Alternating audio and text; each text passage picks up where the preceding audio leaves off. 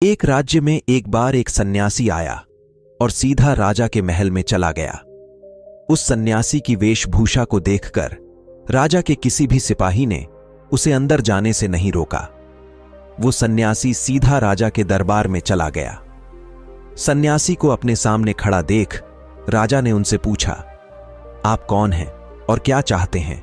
सन्यासी बोला, मैं एक आध्यात्मिक गुरु हूं और प्रवचन देने के लिए दूसरे राज्य जा रहा था, लेकिन अब दिन ढलने को आया है तो मैं आज रात आपके महल में ही रुकूंगा।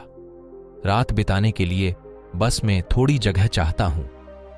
सन्यासी की बात सुनकर राजा बोला, ये एक राजा का महल है, कोई विश्राम स्थल नहीं जो आप यहां रात में रुकना चाहते हैं।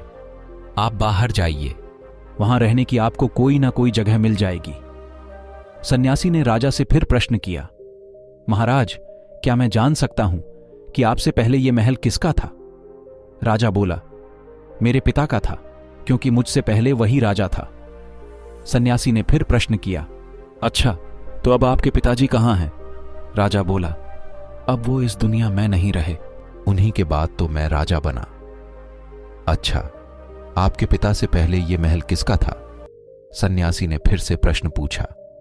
राजा को अब गुस्सा आने लगा, लेकिन फिर भी उसने शांत होकर जवाब दिया, मेरे पिता से पहले यह महल मेरे दादाजी का था और अब वो भी इस दुनिया में नहीं है। अब सन्यासी बोला, ये जगह जो ना कल तुम्हारी थी और ना ही तुम्हारे जाने के बाद ये किसी और की होगी। इस संसार में लोग कुछ ही समय रह पाते हैं और फिर चले जाते हैं। जहां हम अपना समय बिताते हैं वही हमारा विश्राम स्थल है। ना तुम इसे अपने साथ लेकर जा पाओगे, ना ही कोई और।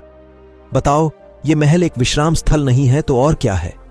राजा उनकी बात समझ गया और हाथ जोड़कर माफी मांगने लगा। उसने सन्यासी को रुकने को जगह दे दी। दोस्तों, ये बात तो हम सभी जानते हैं कि इस संसार से हम कुछ भी लेकर नहीं जा सकते। खाली हाथ आए थे और खाली हाथ ही जाना है। जब तक इस संसार आप हैं तो मैं या मेरा इस चक्कर में ना पड़े। जिंदगी में धन, लोभ, लालच के पीछे ना भागें। भागना है तो खुशियों के पीछे भागें। जिंदगी का मजा बहुत पैसों में या फिर बड़ी गाड़ी में नहीं है। जिंदगी का मजा है खुश रहो, क्योंकि दूसरे के पास चाहे बहुत पैसा है, लेकिन इस दुनिया से वो जाएगा खाली हाथ ही, और उसके धन का भोग कोई और करेगा।